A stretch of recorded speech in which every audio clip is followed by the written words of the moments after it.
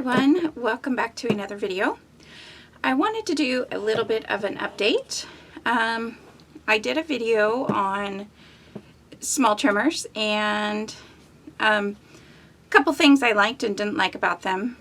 I said in that video that I was going to contact Crafter's Companion because this one down here is not cutting well. And I don't really want to say anything bad about any companies. That's not what I'm making my channel for, but I wanted to kind of update you because I somewhat recommended this cutter, and so I feel like I need to go back and kind of tell you my story so far. So, you know, I have this one, and I did have a question about the little rubber feet, and apparently none of mine have little rubber feet except for one, so I cannot remember who asked me about that. But as far as the little rubber feet go, it probably makes a big difference because I can tell there's, you know, it's not completely flat, and it does move around a little bit, and it probably wouldn't as much with the rubber feet. So I had not even noticed that it had those rubber feet. You can see where they were meant to go from before. So I hope that answers that question. It still works without it, I guess. I've never like found them, you know, so whatever. This one has a little bit of cutting towards the bottom, and so I mentioned in the video I was going to contact them. So I am very into customer service. If I get treated not in a good way that I like, I am very likely to never shop that store again, or to let them know that I'm not happy with my experience. I can't say I have a dislike or a like for Crafter's Companion, but this is kind of how it went down. I contacted them. I went to their website and I sent them an email through their website with the email that's provided, and I said, hey, I have this cutter here, it's new, and I want to say when I first got it that it was cutting fine, but for some reason it's not cutting very fine towards the bottom. Is this normal? You know, I was first of all just looking for, and is this normal? Is this how all your cutters are? I received an immediate email, like most companies have, saying, oh, we have received your request, and we will contact you within 2 business days. So the third day later, after I had not been contacted, I went on their Facebook. There's no way to message them on Facebook. I found a number for the US to call. I'm in Pacific Standard Time. They are also in Pacific Standard Time. It was during business hours, and I still got a voicemail. I didn't bother leaving a voicemail.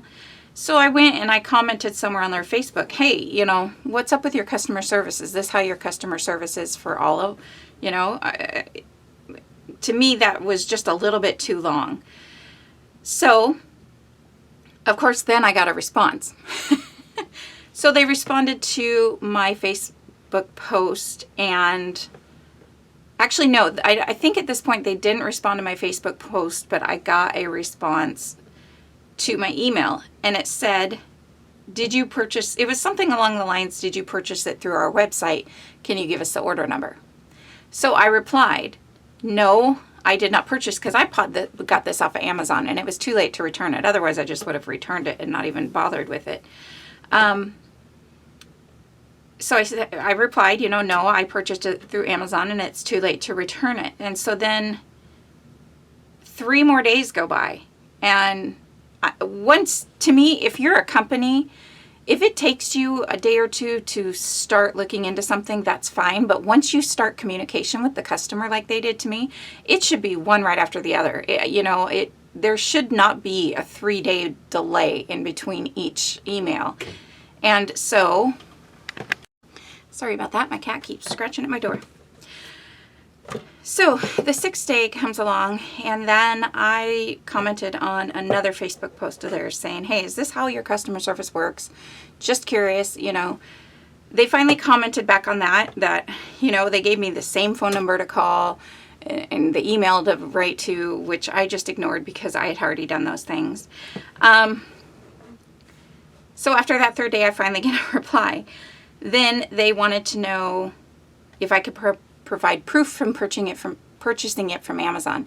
So I took a screenshot of my order and sent it to them, said, this is the only proof I really have from you or for you. And then they, again, 3 or 4 days later, I received a response, please provide us with your address. We will send you a new one. And in between the time, I had asked, you know, is this common for your cutter? Is this, you know, or is this just a fluke one? And I never did get a response on that. So then after a few more days later, I finally get a response saying, okay, we will be sending you a new cutter and yada, yada. And I thought that was great that they're sending me the new cutter, but it shouldn't have taken 2 weeks. You know, in my opinion, it put a bad taste in my mouth for that company. And I know they're a big company, and either they're too busy helping too many other customers, or their customer service department just needs a little work. So I don't want to say, you know, again, I'm not here to put down companies. I don't want to do that on my channel, but I did feel like you guys should know my experience so far. And so this is the old one. And I don't know if you can tell there, but I noticed right away, you can see there's, you know, some leeway there. Whereas this one, this is the new one, there's nothing. There's no movement. And it seems very tight, whereas this one seems loose. So I'm going to say it's possible that this is user error, because when I first got this, it felt a lot tighter. And one thing I noticed as I've been using my trimmers is I do pick them up like this a lot. So that very well could be just, you know, I don't know if it's the cutter or if it's me, but the fact that I pick it up like this a lot very well could have something to do with it. But this one is way tighter. Oh, I love it. It's way tighter. It's still not giving me the most 100% smoothest cut way down here at the bottom. But so I've kind of, oops, sorry. I've kind of been doing more of top cuts on this one, bottom cuts on this one, and that's just annoying to me. I still like, you know, the fact that this one is more square and doesn't have all this weird shapedness. So I just thought I would let you know that they have sent me a new one. And like I said, this very well could be just from me picking it up that way. I don't know. I'm not going to blame Crafter's Companion right now. As I use this one, I will see if it does become more loose. This is super tight, so I'm quite happy.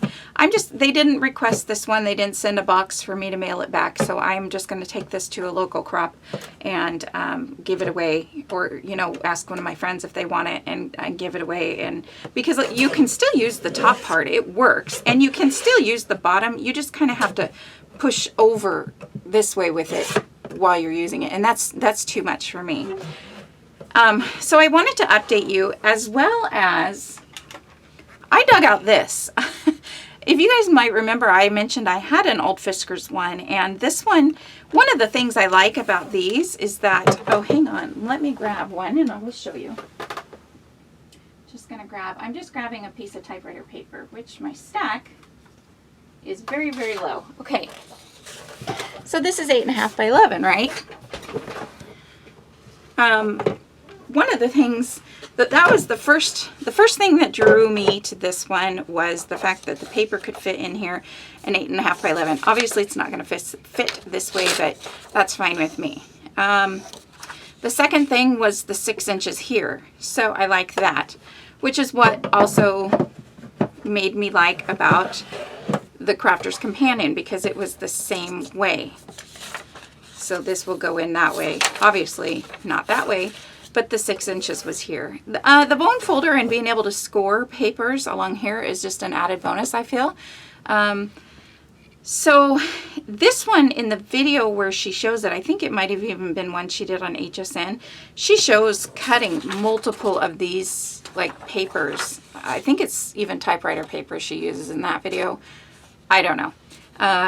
Sometimes I have that need, sometimes I don't. I'm not really worried about it. But then when I pulled this one back out, I have to say, Fiskars has always been, it definitely needs cleaned to look at that. Fiskars has always been my favorite tool company for anything. They have a lifetime guarantee, warranty on all your items. And so, like I said, as far as customer service goes, that is a big plus to me. And I never realized that actually the paper will fit in here this way as well. The only downfall is the non 6-inch mark. So somebody, oh, by the way, somebody also mentioned that, what's the name? We Are Memory Keepers has one, even in Tuesday morning stores. I think it would work as well. I believe it has the 6-inch mark. What it doesn't have is this bottom lip. I looked, and neither does this one. The blade stops short even before the bottom. So I do miss that. I do wish that this had it, or this one had that. Even the We Are one, I looked at it in Tuesday morning and was going to buy it to add to this comparison, but I thought I don't need it, especially if I can't use it along the bottom. It's no different than this one. So I pulled this one out. I think I'm going to clean this up. You will see me using this in some videos. Excuse me, just had some yogurt. So you will see me using this. Look, it's definitely very well loved. I'm going to try this one out again, and actually I have been so far, and I like it. It's a super smooth cut. Never had any problems with it. Plus, look at the size. So other than the 6-inch mark, I mean, it's smaller. Can you tell? It's like half an inch maybe that way, like a full inch that way. Look at the bottom though. It's so much lighter. It does have this weird wonky curve along the bottom. Let's compare that. It's a different kind of curve, but I think because these big bulky feet here, that doesn't really matter. But look at the size. It's just smaller, and it's just a little bit, well, this one's not too heavy, so I don't know. But sitting here, you know, it doesn't move, which, you know, this one is moving because it lost the feet. This one has 4 feet. Haven't had it long enough. You can see it even falls open when it shouldn't open and close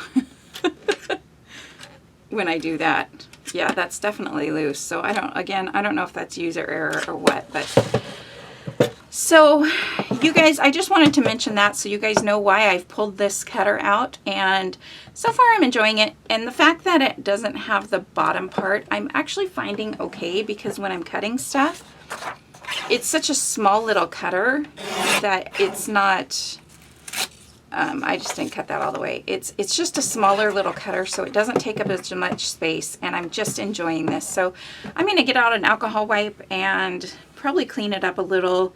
I'm going to leave that there. That is a little mark I added for 6 inches, by the way. I do not know how accurate it is, but it's good enough for me. And I just want you to know my experience with them. I did get a new cutter. It's obviously in better condition than this one, whether it was their cutter or whether it was the way I was using it.